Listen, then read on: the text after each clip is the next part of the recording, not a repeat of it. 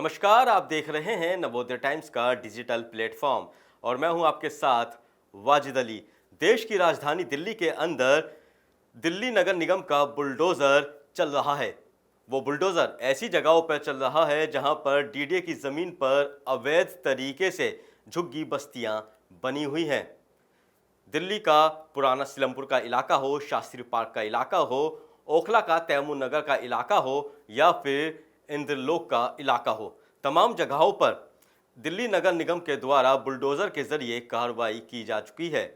अब ऐसे ही ताज़ा मामला जो है दिल्ली के जंगपुरा के मद्रासी बस्ती का सामने आया है, जहां पर 9 मई के दौरान दिल्ली हाई कोर्ट एक फैसला देता है और कहता है कि दिल्ली की मद्रासी बस्ती जो है वहां पर से अवैध निर्माण और झुग्गी बस्तियों को हटाया जाए। उनकी लिस्ट के अंदर 370 झुग्गी और मकान मौजूद थे, लेकिन जब वहां पर डीडीए का बुलडोज़र चला तो 400 मकानों को तोड़ दिया। ऐसा नहीं है कि मकानों को तोड़ा गया और उन लोगों को बेघर किया गया।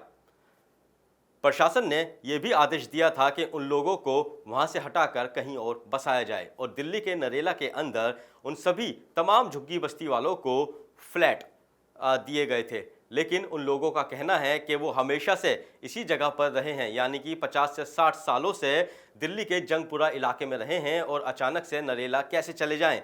उनका यह भी कहना है कि जहां पर जो फ्लैट बने हुए हैं उनकी हालत अच्छी नहीं है और वहां पर वो सुविधा नहीं है जो उन्हें सुविधा जंगपुरा इलाके में मिलती थी। दिल्ली हाई कोर्ट का साफ तौर पर यही कहना है कि जिस जगह पर ये झुग्गी बस्तियां बनी हुई थी वो बिल्कुल नाले के पास है और नाले की सफाई होने में काफ़ी दिक्कत परेशानी सामने आती थी और बरसात के दौरान उस इलाके में पानी भर जाया करता था, जिससे तमाम तरह की गंभीर बीमारियां जो हैं वो पैदा होती थी।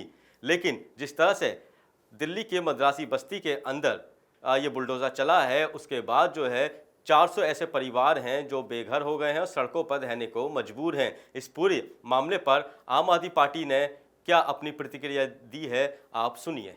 ये आपने पीछे जो झुग्गियां जो बुलडोजर चलते हुए देख रहे हैं, ये मद्रासी कैंप जो है भारतीय जनता पार्टी की सरकार यहाँ पे चला रही है। जब हमारी सरकार से हमने ये सारे बुलडोजर रोक रखे थे और किसी भी तरह की कार्रवाई जो है वो किसी भी डिपार्टमेंट को नहीं करनी थी झुग्गी वाले के ऊपर, लेकिन जब से अरविंद केजरीवाल की सरकार गई है दिल्ली में लगातार जो है बुलडोजर जो है लोगों की आंखें तोड़ रहे हैं, लोगों के मकान तोड़ रहे हैं।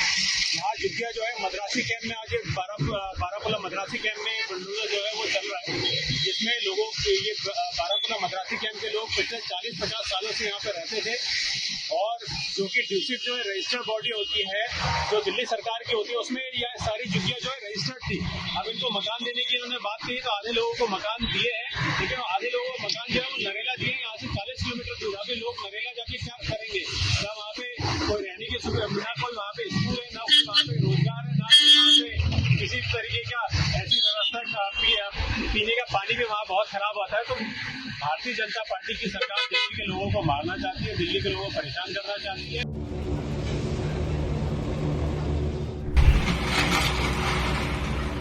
राजधानी दिल्ली के जंगपुरा इलाके में वर्षों से बसे मद्रासी कैंप पर रविवार को प्रशासन का बुलडोजर चल गया। दिल्ली हाई कोर्ट के आदेश के बाद एसटीएफ की कार्रवाई लगभग 400 अस्थायी आवासों को ध्वस्त किया गया, जबकि 370 मकान ही चिन्हित थे। सुबह हुई इस कार्रवाई में डीडीए के अधिकारियों के साथ साथ पुलिस और रैपिड एक्शन फोर्स भी काफी संख्या में तैनात रही। अतिक्रमण हटाने के लिए 6 बुलडोजर और एक पॉकलैंड मशीन भी लगाई गई। मद्रासी कैंप के लोगों का आरोप है कि 6 दशक पुराने कैंप को प्रशासन ने वैकल्पिक व्यवस्था दिए बिना उजाड़ने की कार्रवाई की है। अब उनके पास सिर छुपाने के लिए कोई छत नहीं बची है। ये पूरा मामला दिल्ली हाई कोर्ट ने मद्रासी कैंप को अवैध अतिक्रमण घोषित करते हुए हटाने का निर्देश दिया था। आदेश में कहा गया कि बस्ती बारापुला नाले के किनारे स्थित है, जो मानसून में जल भराव, बीमारियों और स्वच्छता संकट का कारण बनता है। नाले की सफाई, जल निकासी सुधारने के लिए अतिक्रमण हटाना जरूरी है। अधिकारियों ने परिवारों की सूची घोषित की जो आवंटित फ्लैटों के लिए पात्र थे। केवल 189 परिवार ही फ्लैटों के लिए पात्र पाए गए। उन्हें नरेला में 1 BHK फ्लैट दिए गए। लोगों के विरोध को देखते हुए वैकल्पिक आवास के लिए 26 लोगों की एक और लिस्ट तैयार की जा रही है।